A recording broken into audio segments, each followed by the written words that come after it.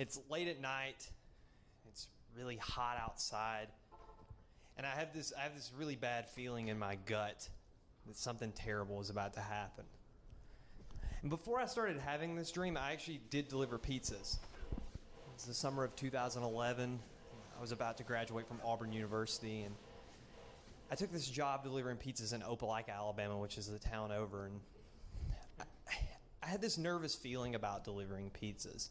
And I'm kind of a nervous person anyway, but I had this bad feeling because, sometimes you have to go to areas that are not that great, and you have to deal with kind of sketchy people.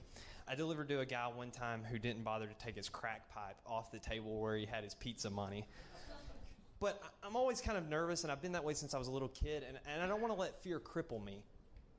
So I try to push myself. So I take this job, and I was only about a month away from graduating from college, and I'd recently broken up with my childhood sweetheart, Charity. We'd broken up, and so I was in this weird transitional period. And on July 11th, 2011, I did not want to go to work. I had this really bad feeling that something bad was going to happen when I went to work. And I'm looking at myself in the mirror, and I'm thinking, just go. You're just being a baby. You get these bad feelings all the time, and nothing ever happens. Just go. Just go to work. And I get to work, and my fears are quickly validated. We're super busy, and on one of my early deliveries, I rear-end a lady. I hit her car, and luckily there was no damage done or anything like that. And so she didn't want to file a police report. So I get in the car, and my heart rate's going down. I think, I'm okay. I had this bad thing happen. Nothing bad came of it. Dinner rush is going to be over within an hour. I just got to make it through the day. You're on easy street now. About 8 o'clock that night, I get a phone call, and it's very weird. But you meet a lot of weird people delivering pizzas, like this guy, Mr. James. When I delivered to Mr. James, he's probably 70, 75 years old. And when he answers the door, he looks like he's cosplaying as Tom Cruise in Risky Business. He's wearing tube socks, and he's got on a dress shirt that's way too big for him, and he's not wearing pants. I hope he's wearing underwear. I can't tell. His shirt's too long. And he shuffles to the door, and he answers the door. Anchovies.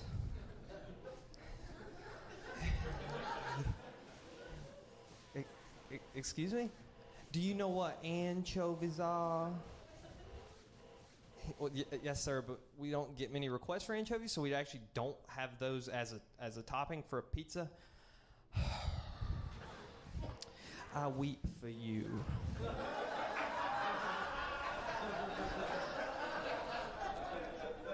So he gives me the money and he takes the pizza. So I get this call about 8 o'clock at night, and it's very weird. The guy says, "Hello, yes, my name is William Edward Johnson. I live at 1210 Zuber Street. It's a red house with a porch, and I'd like 2 pizzas. I'd like pepperoni and..." Whoa. Hold up just a second.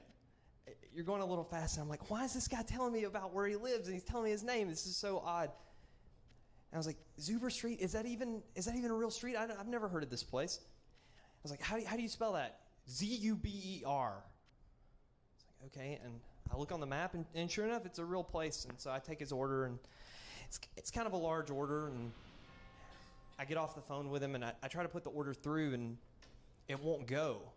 And I look, and there's no phone number. And I think, Jesus Christ, did I delete the number? Like, the number goes into the computer automatically. And so I look at the caller ID on the phone next to me, and it's a blocked number. I think this is very odd. So I asked my manager, what do we do in this situation? I can't put the order through. I can't call him back. He says, well, he'll get upset that he hasn't received his food. He will call back and complain. We'll give him something for free, and you'll take the delivery. I'm like, okay.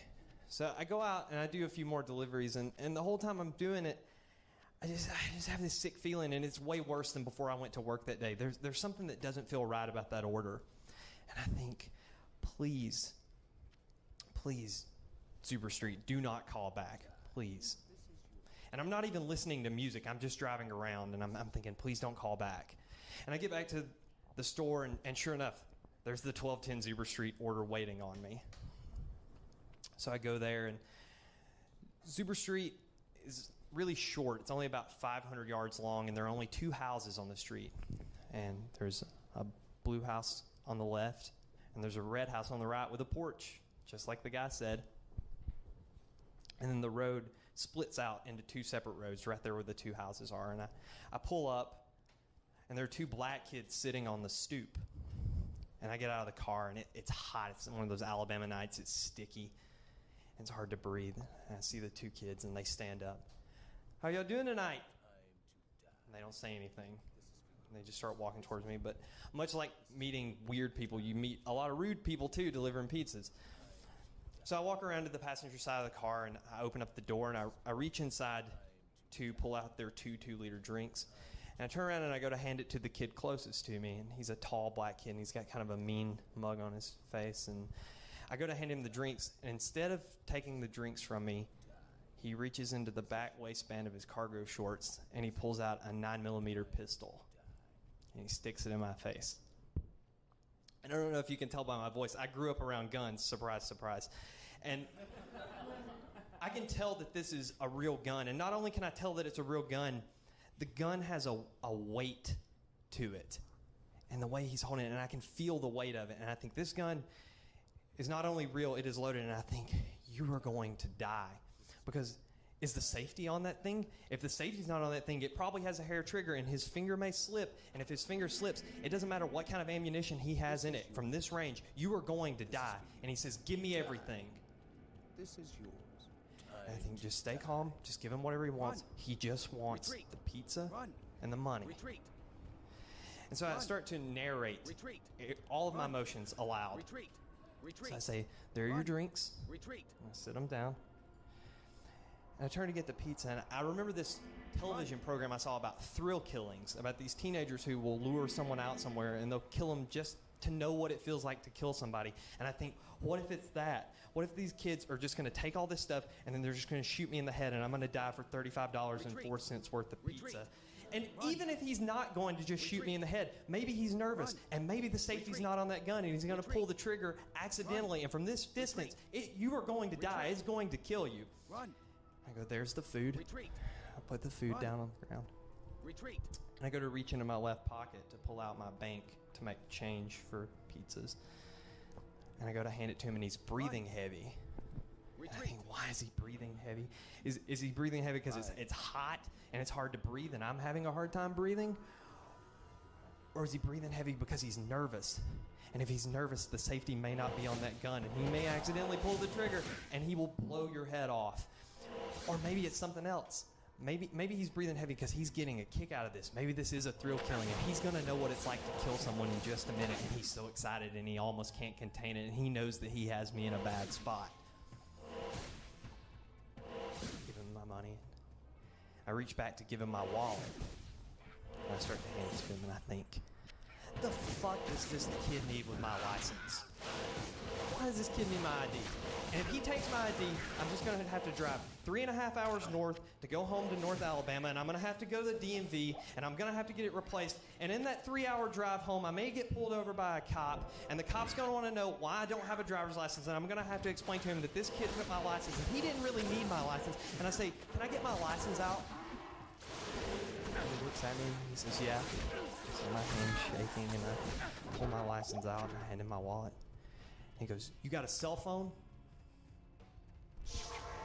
And for the first time, I hear panic and fear in my voice, and it's terrifying because I can't control it.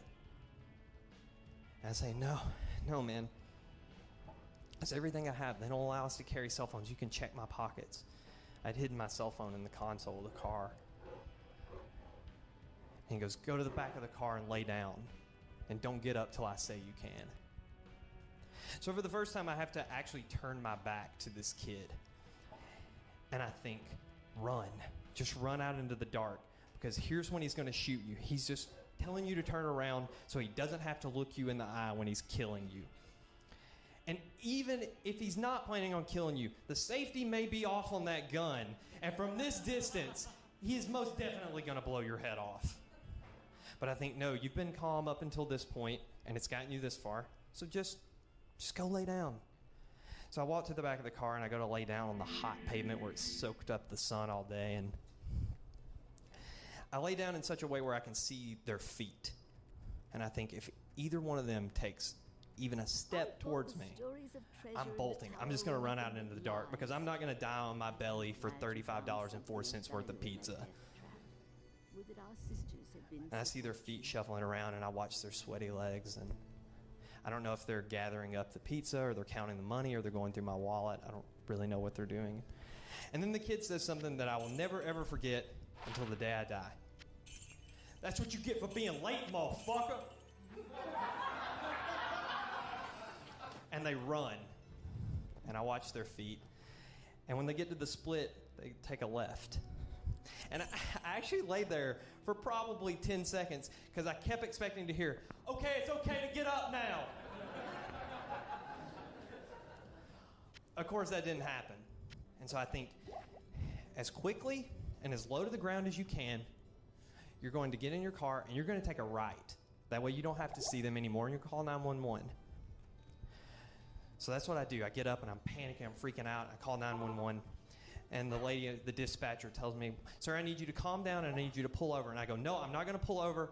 And I'm sorry that I'm not calm right now. I'm just freaking out. I just got robbed at gunpoint and it's dark and I want to get somewhere where there's light. And I'm going to drive to where there's light. And she goes, sir, I need you to pull over. And I go, I'm not going to pull over. I'm going to go to where there's light. I can see light ahead. And I pull up and I see the place with light and it's a funeral home.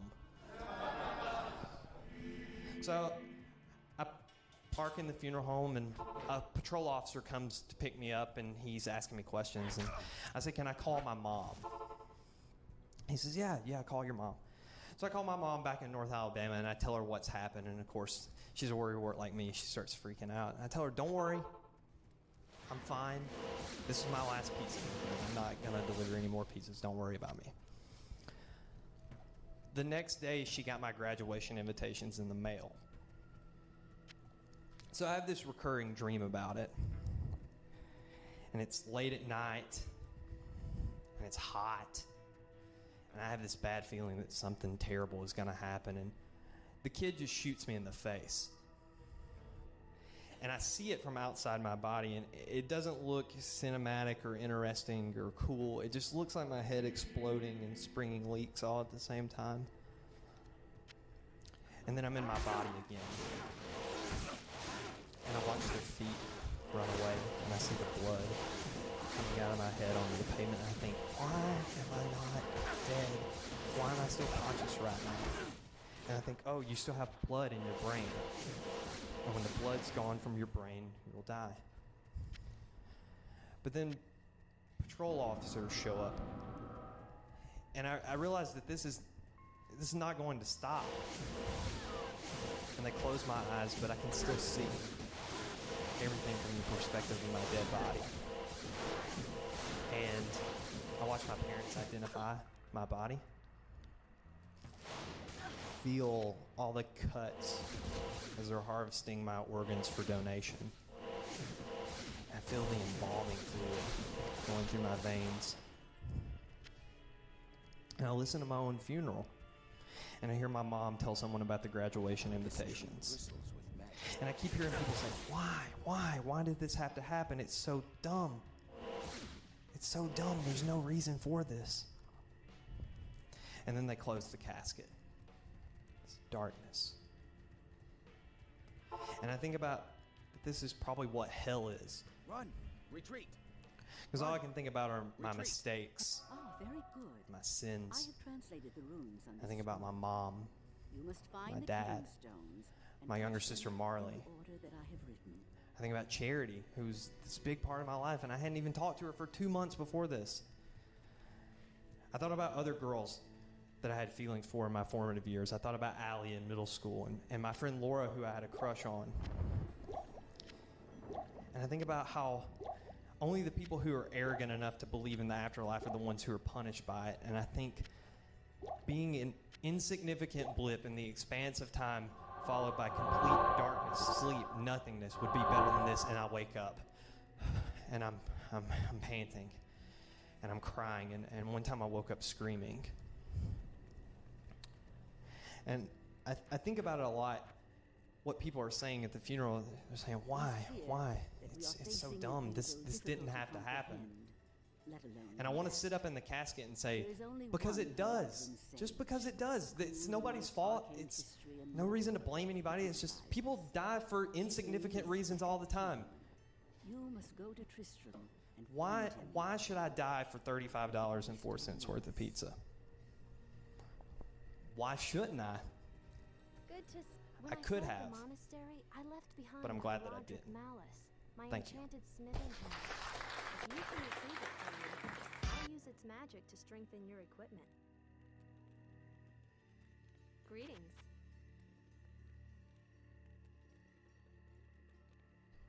He's excited. That this is something that never ends. Then the child asks about time. How long ago is long ago? Well, the Bible says that in the beginning God created the heaven and the earth. Well, what